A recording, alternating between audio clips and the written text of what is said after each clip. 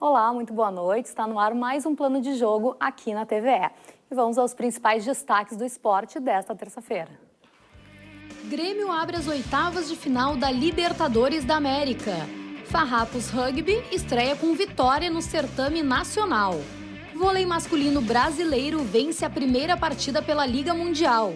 E na entrevista de hoje vamos falar do Centro de Memória do Esporte da URGS. Demorou um tempo, mas o torcedor gremista vai poder matar a saudade da Libertadores da América. Daqui a pouquinho, depois do nosso programa, aqui às 7h15, o tricolor entra em campo em Mendoza, na Argentina, para enfrentar o Godoy Cruz. Desde 2009 que o Grêmio não passa das oitavas de final do torneio. E a meta da equipe de Renato é finalmente quebrar este tabu. Depois de uma parada de 40 dias, o Grêmio volta a jogar pela Libertadores. Agora é mata-mata e o adversário é o Godoy Cruz de Mendoza, na Argentina. O tricolor vai com sua força máxima para obter um bom resultado e definir sua passagem para as quartas de final, no jogo de volta em agosto, na Arena. O retrospecto tricolor na Argentina não é dos melhores. Em 8 jogos, são 3 derrotas, 4 empates e uma única vitória, que foi contra o River Plate em 2002. Há 15 anos, venceu os portenhos por 2-1 em pleno Monumental de Núñez. Para quebrar esse jejum, os comandados do técnico Renato pisam o gramado do estádio Malvinas Argentinas em instantes, com ambição de vencer. O jogo começa às 7h15. E neste final de semana, teve rodada da Terceirona Gaúcha. Apesar das desistências do rio-grandense de Santa Maria no início da segunda fase e do Elite de Santo Ângelo há uma semana, o torneio segue de vento em popa. Olha aí como foram os jogos. Pelo Grupo C, no sábado pela manhã, na morada dos Quero-Queros, o Inter venceu mais uma partida, dessa vez contra o Novo Horizonte, 5-0. No domingo, no mesmo grupo, o Grêmio Bagé jogou contra a Sapucaiense no Pedra Moura, mas não conseguiu sair de um empate em 1-1. Já pelo Grupo D, o time B do Grêmio empatou contra o líder Igrejinha no sábado, jogando no CT Hélio Dourado. E no domingo, fechando a rodada, o PRS de Garibaldi goleou o Gaúcho de Passo Fundo por 3-0. O Elite de Santo Ângelo desistiu do torneio há 2 semanas por problemas financeiros e, a partir de agora, vai perder todos os seus jogos por VO. Na classificação, o Inter segue com 100% de aproveitamento no Grupo C. Com o empate, o Grêmio Bagé caiu para terceiro, cedendo a vice-liderança para o Vovô Rio Grande. E a Sapucaiense assumiu a 4ª colocação, mas segue ameaçada pelo Novo Horizonte. Já no Grupo D, o Igrejinha segue liderando com 17 pontos. Logo atrás, vem o Três Passos com 14. O Gaúcho de Passo Fundo está com 13. PRS e Grêmio estão empatados em pontos, mas o time de Garibaldi tem mais vitórias, o que deixa o tricolor fora da zona de classificação para a próxima fase. E o Farrapos Rugby Unido Gaúcho estreia com vitória em casa na maior competição nacional da modalidade. O Farrapos Rugby venceu o Pasteur de São Paulo pela primeira rodada do Super 8. O Super 8 é a principal competição do rugby nacional. O jogo foi em Bento Gonçalves, no Estádio da Montanha, e a equipe gaúcha venceu de virada por 13-12 após a conversão de uma cobrança de penal, faltando 3 minutos para o término da partida. Próximo compromisso do time de Bento é contra o Jacaraí, em Jacaraí, São Paulo, no sábado. Começou hoje a fase final da Liga Mundial de Vôlei em Curitiba. A seleção brasileira fez a primeira partida do torneio, jogando contra o Canadá, e levou a melhor. Confere aí. Na Arena da Baixada, estádio do Atlético Paranaense, improvisado para receber os jogos da Liga, o Brasil estreou no torneio e venceu por 3-1. Apesar do início fácil, vencendo o primeiro set por 25-21, a seleção tomou um susto no segundo set, quando perdeu por 17-25. Mas se recuperou nos 2 seguintes, vencendo ambos por 25-19. O próximo compromisso do Brasil é na quinta-feira contra a Rússia. Amanhã, o Canadá enfrenta os russos às 3 horas da tarde. Dessas 3 seleções, 2 passam e jogam as semifinais da Liga na sexta-feira. A grande final será no sábado. E agora aqui no Plano de Jogo, vamos conhecer o Centro de Memória do Esporte da URGS. No estúdio, a coordenadora Silvana Gellner. Boa noite, Silvana, tudo bem? Boa noite, tudo bem. Muito obrigada por ter vindo aqui ao nosso programa. Queria que tu nos explicasse um pouquinho mais o que faz, né, o Centro de Memória. E, enfim, temos uma mostra agora acontecendo também no museu. Queria que tu falasse para nós, por favor. Exato. Então, o Centro de Memória pertence à URGS, né, mais especificamente à Escola de Educação Física. E a gente tem um acervo bastante importante sobre o esporte, tanto em Porto Alegre como no Brasil. A gente tem, por exemplo, a primeira medalha olímpica que o Brasil conquistou em 1920. Então, a gente tem um acervo que são 10 coleções, a gente tem um acervo sobre parques e praças em Porto Alegre, que são iniciativas bastante pioneiras. A gente tem sobre Jogos Mundiais Universitários, que aconteceram em 1963. A gente tem um acervo olímpico bastante significativo, com muitos documentos, medalhas, artefatos, fotografias. E a gente faz muita pesquisa. O centro tem 20 anos, né? Então, nesse tempo todo, a gente vem produzindo uma série de pesquisa com professores da Escola de Educação Física, alunos, sobretudo de graduação e pós-graduação. Então, a gente tem pesquisa sobre os Jogos Olímpicos, a gente faz exposições, a gente produz e-books, a gente produz livros. Quer dizer, a gente tem um envolvimento bastante grande.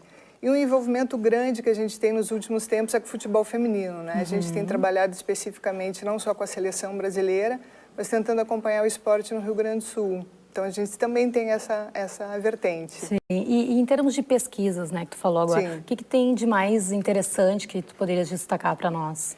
A gente tem um e-book sobre a participação de todos os atletas gaúchos que participaram dos Jogos Olímpicos, né? Então, a gente fez um levantamento em todas as edições e eu diria que o que a gente está investindo muito agora é exatamente sobre a presença das mulheres no futebol, porque tem poucos registros. Né? Então, o CEMI fez uma parceria com o Museu do Internacional, a gente tem uma exposição acontecendo no Museu do Clube agora que homenageia 3 grandes atletas, né, do Inter, a Duda, a Bel e a Tati, que atualmente é a treinadora da equipe. E temos a nossa exposição no Museu da URGS, que eu diria que hoje é uma exposição bastante importante porque apresenta esse nosso acervo. E a pessoa, quem quiser, quem tiver interesse em visitar, como é que funciona? Quais são os horários? A entrada é franca? Então, a entrada franca é no Museu da URGS, ali no Campo Central, na reitoria. Funciona, está aberta a visitação das 8 às 8, todos os dias, e no sábado, se eu não me engano, das 8 à 1 da tarde, exatamente, à 1 da tarde. A gente não abre no domingo, porque é uma instituição vinculada à URGS. Né? Claro. E dentro dessa mostra é interessante que a gente tem a primeira medalha olímpica, né, que é bastante significativa, porque o Brasil conquistou em 1920, na modalidade do tiro. Né, foi uma modalidade que a gente competiu numa prova coletiva e um dos atletas era gaúcho e doou essa medalha para o Dr. Henrique Lich, que faleceu recentemente, que é uma pessoa bem importante, um grande colecionador e incentivador de esporte no Rio Grande do Sul. E ele doou essa medalha para a universidade, ou seja, para o centro. A gente tem um acervo de 15 mil itens sobre os Jogos Olímpicos. Bastante coisa. É bastante coisa. E para manter todo esse acervo, Silvana, tem bastante gente trabalhando? Como é que é a estrutura do A estrutura é muito precária. Eu sou a coordenadora, nós temos uma equipe, são bolsistas de iniciação científica, mestrado e doutorado que trabalham comigo. Então, a gente tem uma equipe, digamos, de 20 pessoas, que vai sempre modificando ao longo desses anos. Né? Um estudante fica 2 anos, 3 anos, no máximo 4 anos. Tem uma servidora técnica administrativa. Então, como é dentro de uma universidade pública, a gente vai lidando com as coisas conforme a gente tem possibilidades dentro da universidade. Mas a gente consegue, esse acervo está numa sala que é climatizada, a gente não tem um espaço para exposições. A gente tem realizado exposição fora da universidade. Eu gostaria de registrar que em 2015 a gente fez uma exposição bem importante no Museu do Futebol, no estádio de Pacaembu, sobre visibilidade do futebol feminino. Então, essa exposição deu ao Centro de Memória uma grande visibilidade, né? Porque exatamente é um tema importante ao nosso esporte e é um tema que quase não se tem nada. Verdade. Então, nesse momento, a gente começou a criar um acervo sobre a presença das mulheres no futebol. E, enfim, hoje a gente está no Inter, a gente já fez no Mineirão também uma exposição.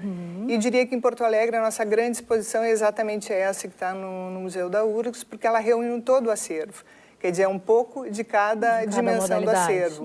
A gente tentou implodir com a ideia dos aros olímpicos, então ele é todo circular, a exposição é toda circular e vai integrando a formação com o lazer, com os mega eventos esportivos e com as iniciativas pioneiras do esporte na nossa cidade. Ah, que bacana. Silvana, muito obrigada pela tua presença, parabéns pelo trabalho. E vou te convidar umas outras vezes também para a gente vir falar aqui de futebol feminino. Com certeza, eu coloco à disposição. Super obrigada pelo convite. Obrigada, Silvana.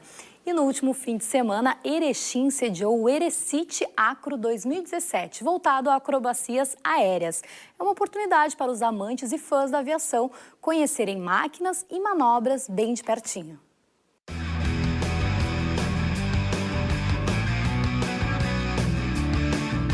O fim de semana foi de sol e muita emoção em Erechim. A cidade sediou o Erechim Acro 2017, evento de acrobacias aéreas organizado por pilotos de uma equipe do Aeroclube da cidade. Uma oportunidade para o pequeno Gabriel, de 3 anos, que veio com o pai Lucas conhecer os aviões. Porque eu moro na localidade e desde pequeno vi os aviões ou fazendo manobra ou decolando e pousando. Então, eu acho atrativo e eu assim que vi eles aqui, vim trazer ele aqui para ver. Essa é a terceira vez que esse encontro acontece aqui em Erechim. Neste ano, a etapa reuniu cerca de 12 pilotos e mais de 25 aeronaves, vindas de todo o país. Com o céu azul, o show foi garantido por parte dos pilotos, muitos que se preparam para participar do Campeonato Brasileiro da modalidade, marcado para agosto no interior de São Paulo. E por Erechim ser um berço de pilotos de acrobacia e o pessoal gostar muito aqui da gente, chegaram num consenso de fazer um treinão aqui. Então o pessoal, na verdade, levantou o telefone aí, ligou para os amigos e se reuniram aqui para fazer um pré-treino antes do Campeonato Nacional. O piloto Marcelo Menegatti já foi 2 vezes campeão brasileiro de acrobacias aéreas. As manobras geralmente são manobras compostas de várias manobras simples. Então elas vão se tornando complexas, as figuras que a gente chama do script da prova. A cidade do Norte Gaúcho é o berço também de uma das primeiras equipes de acrobacias aéreas no estado. Fundada em 1967, a Dragões Voadores está em atuação até os dias atuais. Luiz foi um dos fundadores da equipe. Piloto há mais de 50 anos, ele faz questão de voar nos céus de Erechim e relembra boas histórias com os amigos de voo. Foi só 13 garotos, né? 18 anos de idade, tínhamos um avião acrobático, semi-acrobático, e nós vamos fazer uma equipe paramentado com macacões diferenciados e tal, para fazer aquela fantasia de adolescentes, né, de imitar um piloto acrobático e tal. E a gente conseguiu fazer alguma coisa positiva nisso daí. E ficou a lembrança, ficou uma parte, né, da história do Aeroclube.